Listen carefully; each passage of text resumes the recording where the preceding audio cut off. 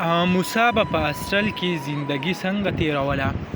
موسی څونه لوپر و، نو نن د هغې کوم د هاسټل ټوله کمره چې ده هغه درته زه ښیمه. تاسو ټول نه مخکې کتی شئ په دې سکرین باندې د موسی د کمرې کوم روم چې دی هغه په نظر راځي.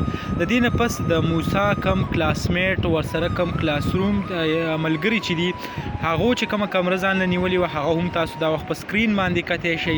د دې نه پس د موسی چې کم یعنې بیډ کم میټرس چې و هغه هم تاسو ته په سکرین ښکاري.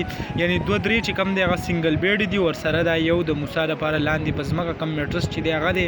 د دې نه علاوه د موسی کم بوک چې و هغه کم سټډي به چې کوله هغه هم تاسو دا وخت په سکرین باندې کتی شئ هغه دا. او د دې نه علاوه کم د روجۍ ټوپۍ چې دا د موسی ډېره زیاته خوښه او موسی چې کم دی په بار ویډیو کې هغه تاسو اوس کتی شئ هغه به استعمالوله نو هغه هم تاسو ته په نظر راځي. د دې نه علاوه که تاسو وګورئ نو په خوا او شا کې لکه بل داسې هیڅ هم نشته، صرف دغه یو څو شیونه چې کم دي هغه پراته دي.